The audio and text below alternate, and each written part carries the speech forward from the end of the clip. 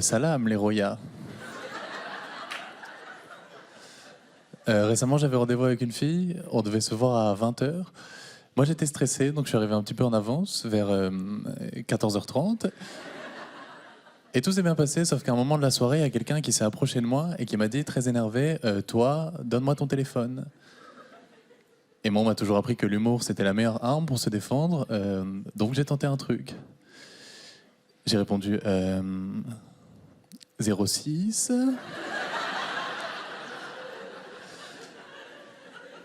Du coup, je n'ai plus de téléphone.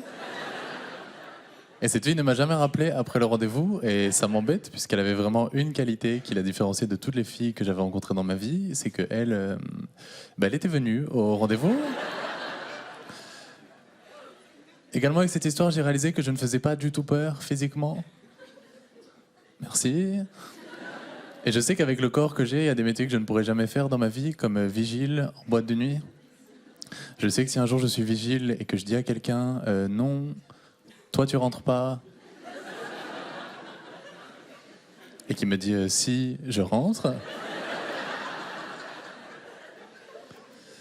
Bon bah si, il rentre. C'est comme la dernière fois, je vais au kebab et je dis au kebabier, mets-moi sauce barbecue. Et là il m'a dit, je suis désolé, je t'ai mis sauce ketchup, c'est pas grave. Je lui ai dit, monsieur le kebabier, vous avez un couteau dans la main, vous êtes plus musclé que moi. Franchement non, c'est pas grave. En plus de ça, je suis très différent de mon petit frère physiquement. J'ai un petit frère mais qui est très musclé. Il fait 1m90 pour 95 kilos.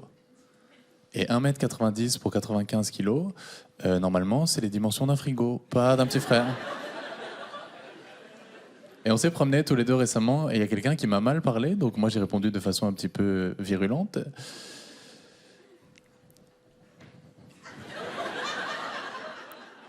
Tu peux arrêter, s'il te plaît. Et il a continué, donc j'ai sorti cette phrase que jamais je n'aurais pensé dire de toute ma vie. T'arrêtes. Ou j'appelle mon petit frère.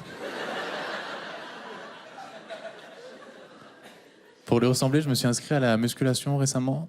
Et pour que ça aille plus vite, j'ai commandé un pot de protéines et un programme de musculation. Mais je crois que le premier exercice du programme, c'est d'arriver à ouvrir le pot de protéines. Et j'ai fait ce que font toutes les personnes qui font de la musculation. J'ai fait une photo avant, après. Et j'ai bien regardé. Et j'ai pas réussi à savoir laquelle était la bonne. Du coup, je l'ai montré à un ami qui m'a dit, il y a quand même une petite différence sur la photo. Après, tu as les cheveux beaucoup plus longs. Et je suis arrivé le premier jour à la salle de sport. Le coach m'a dit, monsieur, vous voulez muscler le haut ou le bas? Je lui ai dit, monsieur, je vous avoue que je connais mon corps. Et je pense que je peux pas me permettre de faire une sélection. Je veux muscler tout ce qui est musclable. Et j'étais motivé, donc j'ai commencé à faire les premiers exercices. Je cours, je saute. Là, le coach me dit, monsieur, calmez-vous. Ça, c'est juste le tourniquet pour rentrer dans la salle de sport. J'ai fait des analyses après. Apparemment, j'ai 0% de masse musculaire. J'ai la même masse musculaire qu'un yaourt nature. J'ai 0% de masse graisseuse aussi. Si tu additionnes ces deux informations, ça fait 0%. Ce qui signifie que scientifiquement parlant, je n'existe pas. J'espère que je vais devenir musclé dans la vie, mais avant d'avoir des enfants. J'ai pas envie qu'un jour, un de mes enfants vienne me voir et me dise, papa, on m'a tapé à l'école, est-ce que tu peux venir m'aider, s'il te plaît? Demande à maman.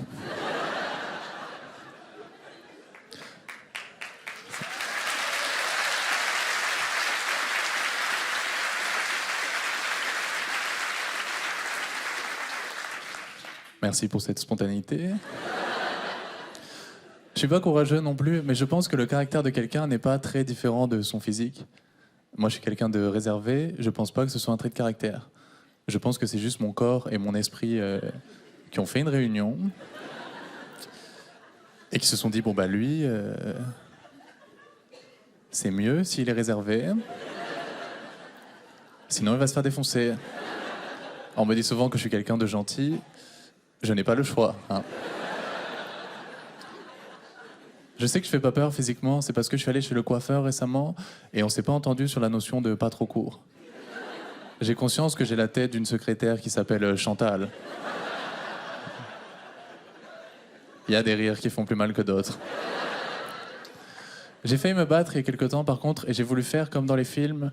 J'ai dit ouais, c'est à moi que tu parles. Il m'a dit oui, c'est à toi que je parle. J'ai dit bon bah ok, c'était juste pour être sûr. Hein. Je suis pas trop une racaille moi. Dans le jeu vidéo GTA, je me faisais voler ma voiture. J'ai un petit peu peur partout, j'ai peur dans le métro notamment. Il y a des filles qui ont peur la nuit dans le métro. Moi j'ai peur de ces filles qui ont peur la nuit dans le métro. Je l'ai pris il y a quelque temps et j'ai compris pourquoi la voix qu'on entendait était automatique. Je sais que si c'était moi qui faisais la voix du métro, tu l'aurais très vite entendu sur certaines stations. Barbès, Rochechouart.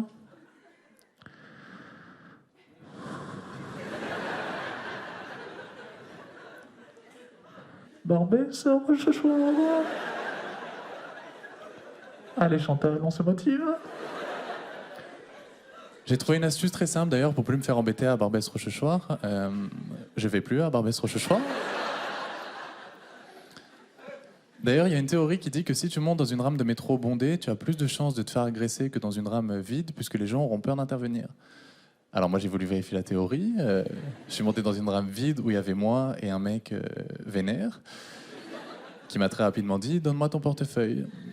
Ce à quoi j'ai répondu « Non, tu ne peux pas, puisqu'il y a une théorie ». Du coup, je n'ai plus de portefeuille. Hein. Et je suis allé dans l'autre rame de métro pour me rassurer un petit peu. Du coup, je n'ai plus de montre non plus.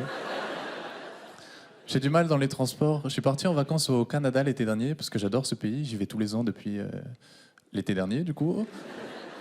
Je monte dans l'avion, et là, l'hôtesse me dit « Monsieur, vous m'avez l'air jeune et vigoureux. » Je lui dis « Bah déjà, toi, bah tu te calmes, hein ?» Et elle m'a dit, donc on va vous placer à côté de l'issue de secours pour aider les gens à évacuer en cas de crash aérien. Je lui dis, madame, si la personne que vous choisissez pour aider tout le monde à évacuer, c'est moi, eh bien je n'ai plus confiance dans cet avion. Merci tout le monde de m'avoir écouté, merci beaucoup. Merci.